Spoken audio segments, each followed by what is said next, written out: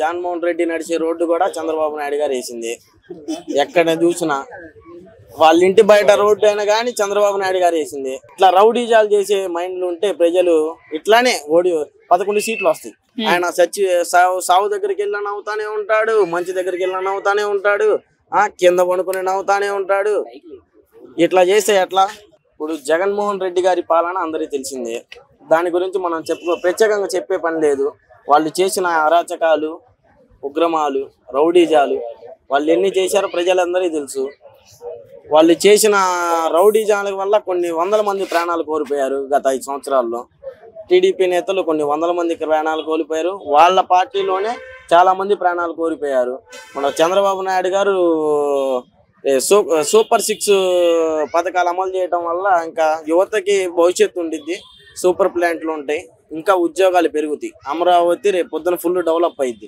జగన్మోహన్ రెడ్డి గారు అసలు పరిపాలన సరిగ్గా సాగట్లేదు, నేను సుపరిపాలన చేశాను, కానీ కూటమి ప్రభుత్వం వచ్చిన 1 year లోనే ఫెయిల్ అయింది అన్నారు. మీరేమంటారు? ఏపీ రాష్ట్రంలో జగన్మోహన్ రెడ్డి నడిచే రోడ్డు కూడా చంద్రబాబు నాయుడు గారు వేసింది. ఎక్కడ చూసినా వాళ్ళ ఇంటి బయట రోడ్డు అయినా కానీ చంద్రబాబు నాయుడు గారు వేసింది. వాళ్ళు చంద్రబాబు నాయుడు గారు మన అభివృద్ధి చేశారు కాబట్టి ఆ అభివృద్ధిని ఏం చేసినట్టు జగన్మోహన్ రెడ్డి చెప్పుకుంటున్నాడు. మరి నీ వరకు నువ్వు ఒక యూత్ కాబట్టి నీకు సంక్షేమ పథకాలు ఇంపార్టెంటా, అభివృద్ధి ఇంపార్టెంటా? మనకి నిరుపేద కుటుంబం బాగుండాలని మనకి బాగా ఇంట్రెస్ట్.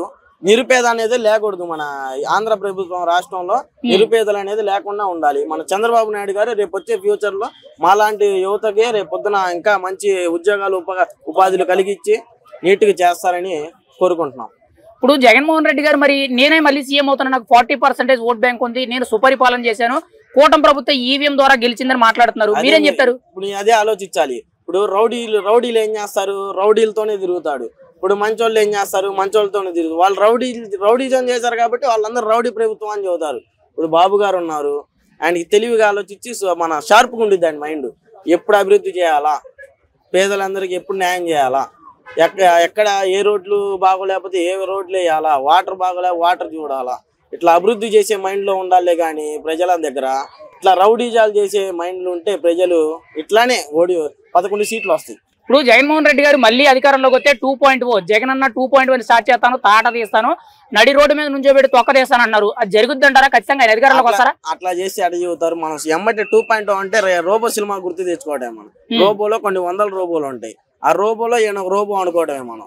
ఆయన సావు దగ్గరికి వెళ్ళి నవ్వుతానే ఉంటాడు, మంచి దగ్గరికి వెళ్ళి నవ్వుతానే ఉంటాడు, కింద పడుకుని నవ్వుతానే ఉంటాడు.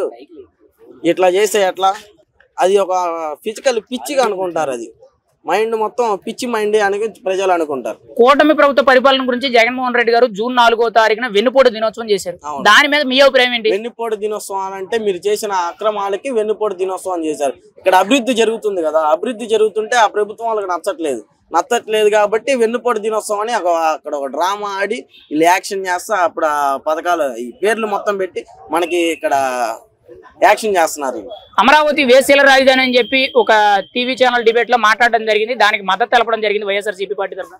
మీరేమంటారు దాని గురించి? అమరావతి వేసీల రాజధాని అన్న మీద ఇప్పుడు రాజధాని ఇప్పుడు మనకి బాబు గారు ఉన్నంతసేపు అమరావతి ఫస్ట్ లో, ఈయన ఎప్పుడైతే జగన్మోహన్ రెడ్డి పరిపాలన వచ్చిందో మూడు రాజధానులు చేస్తా అన్నాడు. దేనికి 3 రాజధానులు? ఉన్నదే ఒకటి. ఉన్నని దాన్ని దేనికి చెడగొడతాను? దాన్ని చెడగొడితే మళ్ళీ యువత భవిష్యత్తు నాశనం అయిపోద్ది కదా. ఇప్పుడు బాబు గారు వచ్చారు, అమరావతి లైన్ లో పడింది. మన స్టీల్ ప్లాంట్లు రేపు పొద్దున లైన్ అవుతాయి. యువత అందరికీ ఉద్యోగాలు వచ్చే బాధ్యత బాబు గారు చూసుకుంటారు. ఫైనల్ గా కూటమి ప్రభుత్వ పరిపాలన గురించి మీరేం చెప్తారు? జగన్మోహన్ రెడ్డి గారు వ్యతిరేకిస్తున్నారు కాబట్టి కూటమి ప్రభుత్వం పరిపాలన గురించి మనం నా వైపునైతే ఫుల్ బెటరు. అభివృద్ధి జరుగుతుంది. అన్నా క్యాంటీన్లు వచ్చినాయి. నిరుపేద కుటుంబాలకి 5 రూపాయలు ఇస్తే అన్నా క్యాంటీన్ భోజనం ఉదయం సాయంత్రం మధ్యాహ్నం. జగన్ ఈ మొత్తం చెడగొట్టి పెట్టారు కాబట్టి చంద్రబాబు నాయుడు గారు మళ్ళీ లైన్ లో పెట్టారు. జగన్మోహన్ రెడ్డి గారు అధికారంలోకి వస్తారా రారా? జగన్మోహన్ రెడ్డి గారు అధికారంలోకి 100% వచ్చేది ఉండదు. 29లో కూడా కూటమి ప్రభుత్వం అదే అధికారం.